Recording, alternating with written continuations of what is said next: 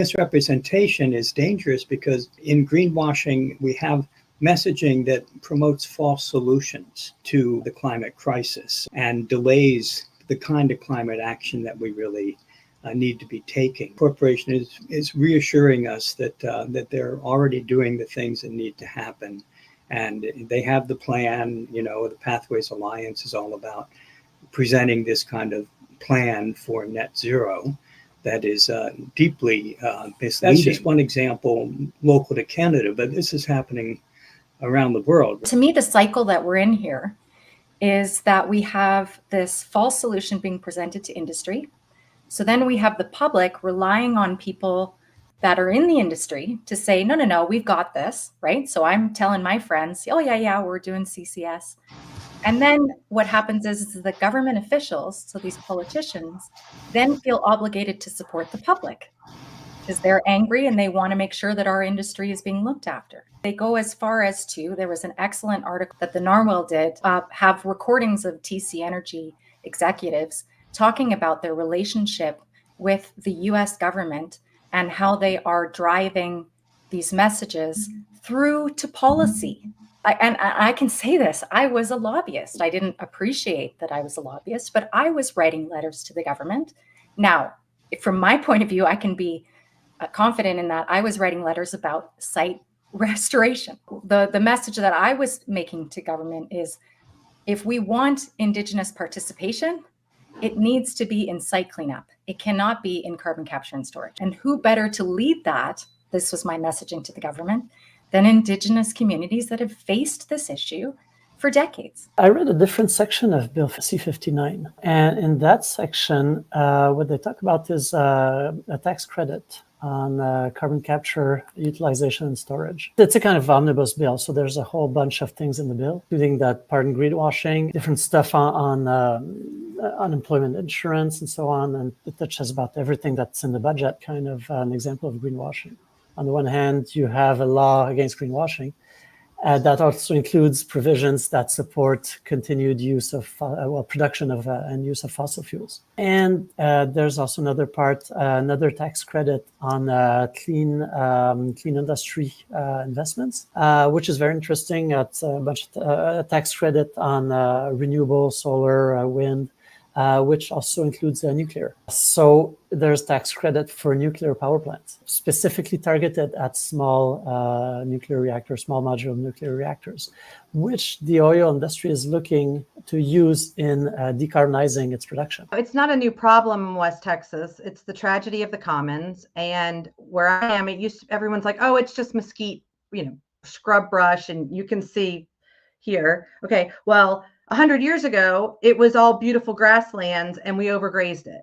And then after we overgrazed it, we started punching holes in it and we're abusing it. I think that we just need to be having discussions about what the future looks like for our grandchildren. And we're injecting CO2 into the ground, which is the dumbest thing ever, because all we know is we're going to create carbonic acid when that CO2 mixes with the water, and carbonic acid is highly corrosive and eats through the steel and the cement even more.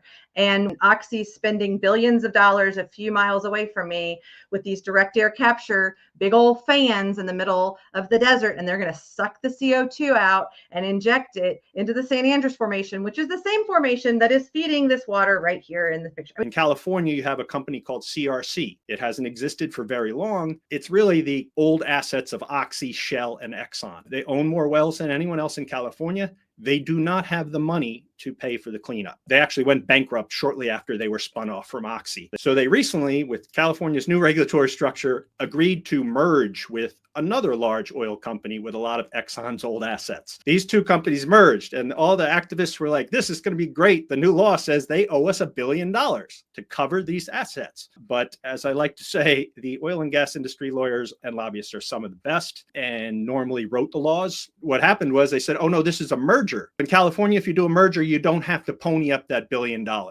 So here we have Colorado. They're doing worse than when they started the process. California just handed a gift to a company. And the additional part of this Ponzi scheme, this is what the U.S. shale industry has been on several levels. Now what CRC is saying is, We're a carbon capture company. In the 1990s to about the year 2000, the regulator and government of the day in Alberta started to notice that there was some risk, and there was some risk of bankruptcies. And the regulator also was concerned with the number of transfers of wells from the big companies that originally drilled these wells to mom and pop operations, etc. So they wanted to start imposing security deposits against these closure costs, and they wanted to start regulating, monitoring these transfers. And industry said, no, don't do that to us. Let us transfer our licenses to whomever we want, and don't make us put up security deposits to cover end of life obligations. And in return, we will insure against bankruptcy of our members. So we got something, it's unique. I think it's probably the envy of the world. It's called the Orphan Fund. It's legislated under Part 11 of the Oil and Gas Conservation Act. So there's a yearly levy that's supposed to occur. They're trying to renege on their deal. They're trying to say, well, now that it's time for us to pay, we don't want to keep the promise we made. I hear the concept of love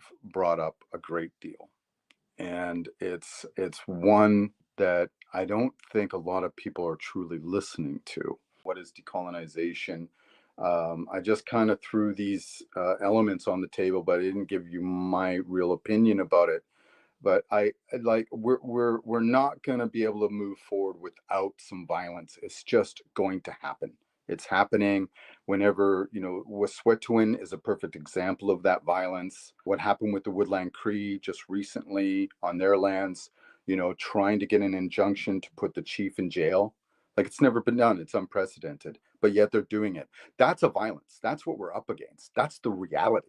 That's not nicey, come to the table, have earnest. No, it's like, we want that, and we're going to take it regardless, and we're going to arrest you and throw you in jail or shoot you in the process.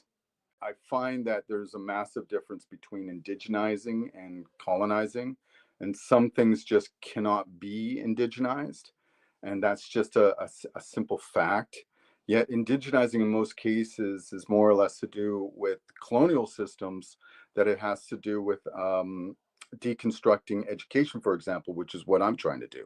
For me, when we work to indigenize our home territories, how does the rest of the population gain insight from that? Well, I'm not quite sure they're ready, because just like you were pointing out earlier about this, the reality is that we, as a culture, as peoples, our peoples have been trying to educate about our worldview since contact, and it's not registering, and it's just not.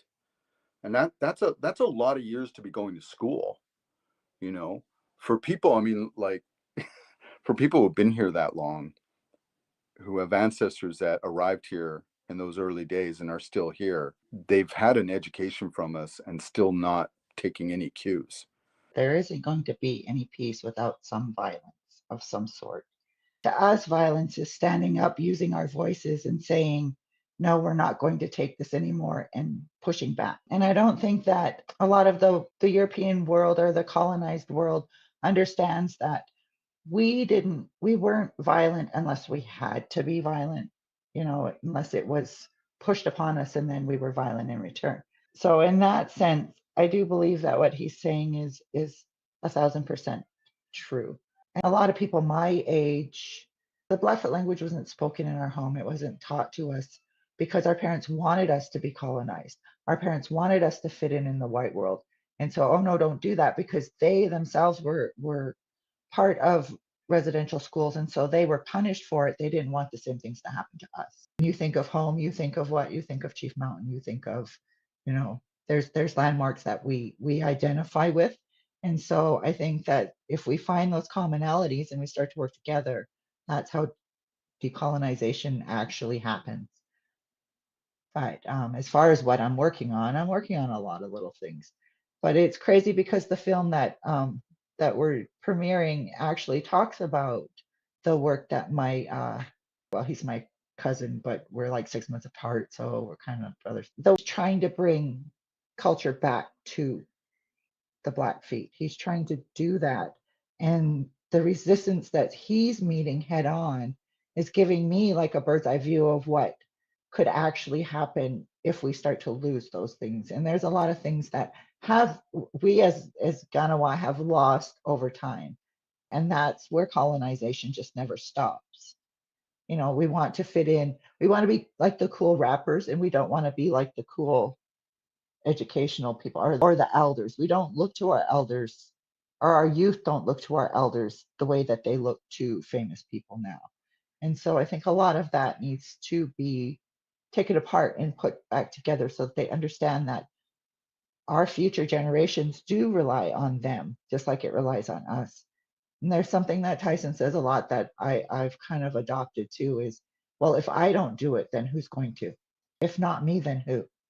If I don't, who's going to? That's kind of what I'm doing. Yes. I need clarity and to make some sense about exactly what has been going on in not just my life, but the lives of so many people, like all of us. It's like, why is it that when I was a kid, I grew up and I went through the social studies curriculum, and the closest thing I could find about Native people was that we were part of the local wildlife. That I grew up on a reserve, and and it was okay. And you know what?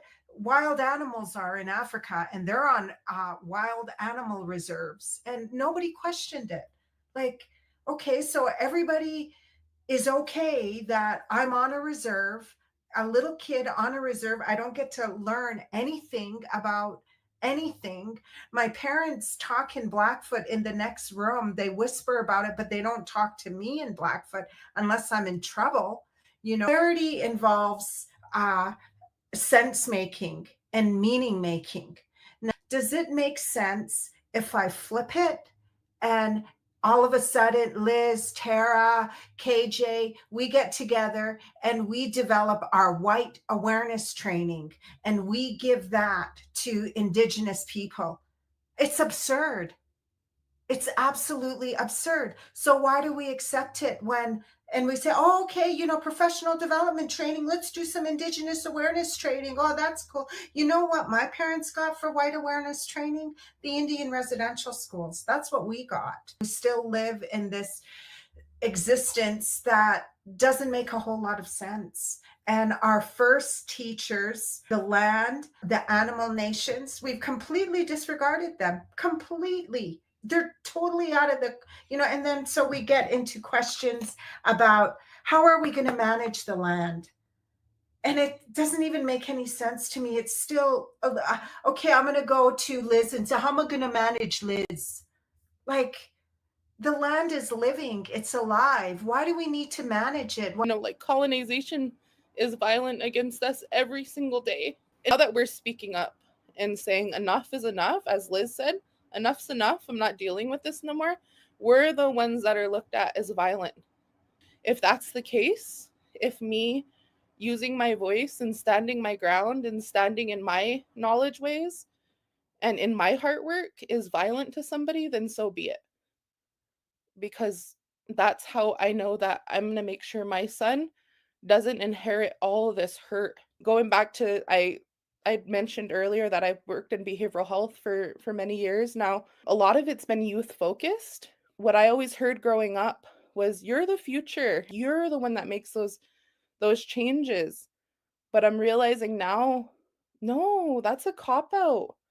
We're the ones that make those changes because our kids inherit the choices we make today. We are their future. We're the ones that make those choices to help guide them. You know, we're the ones that really do make the decision of what tomorrow is going to be like for them. And so I'm always challenging that now, anytime I hear it, you know, because the truth is, colonization is even violent against our generations and our community. We have so many people not even making it to elderhood. I don't even have family reunions anymore. We just have funerals. Going back to that, like I said, my heart work is showing up every day and just being brave enough to live in this world, to continue on and still trying to live in love. Could probably go out there and just be colonized and try to turn a blind eye, and life would probably be easier for me. You know, I could do these terrible things and try to get ahead, But the truth is my heart would never allow it. I'd be just as miserable. And so anytime I come up this space where I have to be strong and igakima, and keep moving forward, I always ask myself that, like, could you live with this? Not doing anything, moving forward, could you live your life and like ignore something that you know is an injustice or that isn't the right thing? And if so, sometimes I can, but sometimes I know I couldn't live with myself. I'm showing up in these spaces and I'm telling my story, but more importantly, I'm listening and I'm learning, and I'm making sure that whenever I transfer this knowledge to somebody else, especially our youth, that I'm doing it in a good way. The way that we make sure tomorrow is healed is that we heal today. We don't save it for tomorrow. No more. We don't have time. We're running out of time. Algorithm is cherry picking information for you, and you're not seeing a whole bunch of other stuff that might be contrary. So like a confirmation bias that's digitally created is creating a social discohesion that actually needs to be somehow repaired or rectified. I'm not going to pretend to know I know how to do that, but I've gotten to the truth to the level of where I know that's exactly what needs to be done. And I think that is sociologically, culturally, and societally and spiritually one of the biggest challenges that we're facing today. And that's part of the reasons why I'm just not quitting. I want to feel that I have tried to bring people together in ways that serve all of us. And so that I feel good when I go to sleep at night. I can go to sleep and know I tried my best for not only my family, but for Alex's and for you. And that's the great thing about knowing this. Once you know that, you don't need to worry about, if this is good for my son, then somebody's gonna lose. No, when you think in this way that serves others, it's very satisfying work to do, but it's hard work to do. It's something that's long-term, like you described. It's something that we don't necessarily get to enjoy. My friend Elise says it's type 2 fun. Type 2 fun translates into type 3 fun and type 4 fun and type, on and on and on. And I think that's the benefit of the work we've now done. And I'm hopeful that we're in a place now where we can just enjoy the benefits of what we've worked towards and get into a bit of a rhythm and have some fun. You have to do the inner work, and you started off with that, the devil within, the saboteurs, whatever it is, it's the most effective that we can be in changing others is by doing the inner work, right? Doing the inner work, really understanding where we are, and then that ripples out, right? It becomes less about trying to force, and you said easy, Jenny, and that's ease and flow is very much a sage principle that, and that starts from within. If I have that ease within myself and I have that sense of who I am and why I'm here, then it just becomes an easier path. And then you can be more intentional around where you're headed because you're grounded in yourself. The future is bright. Music can inspire meaningful change. So my song, and I grew up listening to a variety of things, but the Guess Who was one of my favorite bands when I was in high school. I chose Do You Miss Me, Darling? We have a lot of learning to do and a lot of things to come together on that isn't easy. And if we try and walk it along, we're not going to get anywhere. We need to actually rush. So I think music is the best way for us to do that. I think my favorite song to make me feel hopeful about the future, or even just like my day to day, just to put me in a good mindset, is This Is the Day by the. And the majority of the song is that this is the day that your life will surely change. And, it's true for everyone that your life changes every day. And, if you're not striving for change in your life, then, what are you really doing? We're still fighting the gravel pit that we figure is going to ruin both our water and the water and the whole atmosphere for the Big Hill Springs Provincial Park. I've got a real song. It just popped into my head just because of the continual fight. And I think it's called High Hopes, and I don't have a clue. I've got high hopes, and it goes on and on about all the things that people try to do. Well, people, animals, anything, and never give up. They just keep at it. My song is actually Adiago of strings. On my third near-death experience, that was the first song that popped into my head. When you go through some stuff that really hits you, and you are given an option to either choose to live or choose to die, and then a song comes in, not of your own choice, it just stays with you. It focuses in on one rose in a row of rose bushes, right? And it helps you to come to the understanding that you are that rose amidst a row of others, right? You're all part of the same bush. My song is an oldie but a goodie, but not that old. But it's from our Canadian singer, songwriter, activist, performer extraordinaire, Sarah Harmer. And the song is called Lodestar. Out on the night, out on the water, we pull the boat back to shore. Breathe in the air and the stillness of the bay.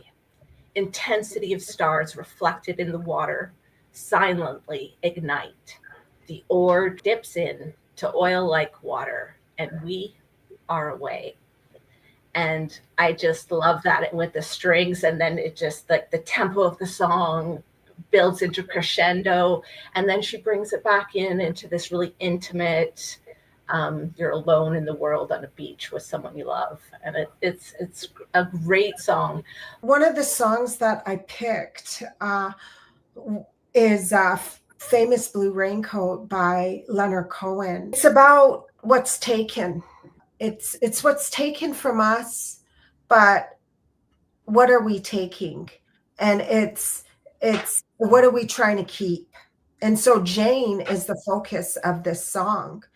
And when I think about what everybody's talking about here, about our water, about it's not even our water, it's like we belong to the water and we belong to the land. And I think, you know, when we reframe things and who is Jane? You know, she's the focus of this song, but who is she? Jane represents that which sustains us, which is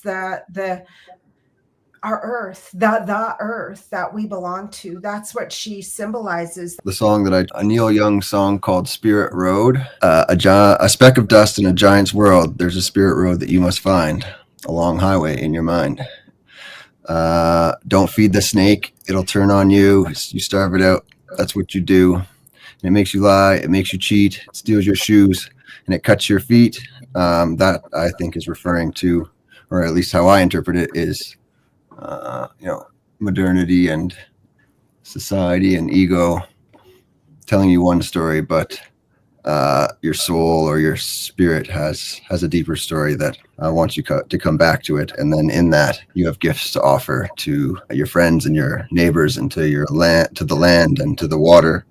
And that deeper story is what I hope more of us can find in that long highway in our minds. This is really timely because the song that you're going to hear is being released in 11 days. The way I write music is I create spaces that I want to feel things in, if that makes any sense. So this was like a really, this is coming from a perspective of how am I going to what is my perspective going to be on my life after I die? It's a place I like to think in and feel in, just to kind of think about, how am I living? What's happened? What am I happy with, not happy with? And I don't really like to just grab random lines from songs. I think they all matter, but I think probably the most poignant line is we are never the person we are aching to be. The song's called Glad, Sad, Mad, Rad. Creating a playlist.